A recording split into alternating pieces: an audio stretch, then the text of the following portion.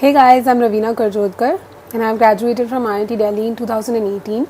I gave my CAT in 2017 and I joined IIM Ahmedabad in 2018. This video is to explain to you how IIM Ahmedabad selection process. So let's get started. For starters, to be eligible to give CAT, you need to have a bachelor's degree, may it be in any stream that you have you like, and a minimum 50% in your bachelor's. So this is the minimum criteria that is required for you to give CAT. Once you've given CAT and you're expecting a call for AWT and PI, there's a certain minimum eligibility criteria that you need to meet. So that is different for different category people belonging to different categories. So for example, if you belong to general category, then you need to have a minimum percentile of 70 in each section and an overall percentile of 80. Even if you have 90 percentile or maybe higher, but you have a 69 percentile in even one section, then you would not be eligible to get a call from IIM Ahmedabad. So different categories have different minimum eligibility cutoffs that they need to meet for different sections as well as an overall.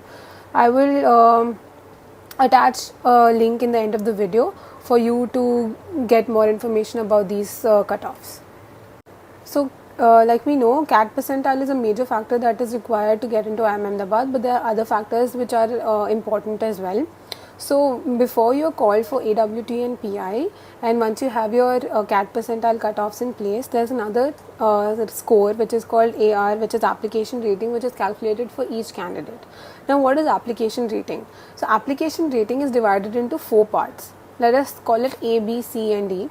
So A would be depending on the marks that you scored in your 10th standard, B would be depending on the marks that you scored in your 12th standard, C would be marks that you obtained in your UG, and D would be your work experience. So now let me explain to you each component. So for A, the score that you got in your 10th standard, say if you get a score below 55% in your 10th standard, then you will be awarded 1, and the highest score that you can obtain will be when you get more than 90%, which will be 10. So for the component A, you can get a maximum of 10 points. Similarly for B, it depends on the score that you get in your 12th standard.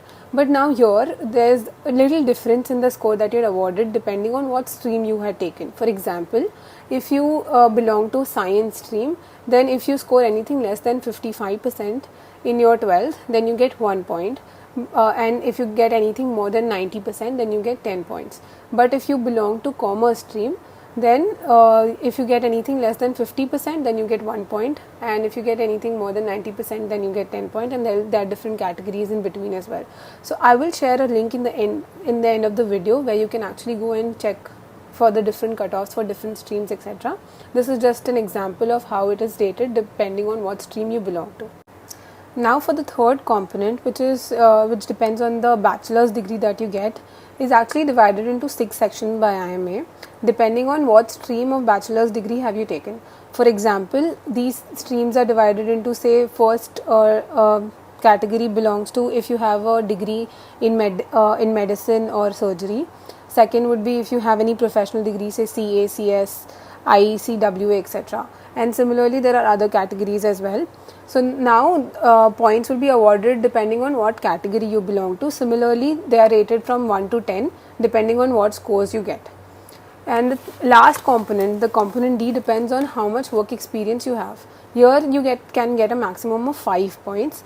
If you have 0 to 11, 12 months of experience, or less than 12 months of experience, you get 0 points. If you have anything greater than 36 months, then you get 5 points. And if you have anywhere in between 12 months and 36 months, then there's a formula that they actually follow for you to get your points. For example, the formula is that the number of months that you worked for minus 11 into 0.2. For example, if you have worked for 2 years, that is equal to 24 months. So 24 minus 11 into 0.2, which is 2.6. So you will be awarded 2.6 out of maximum 5. So once your application rating scores and your CAT percentiles are there, now they are obviously normalized across all candidates, and a composite score is calculated.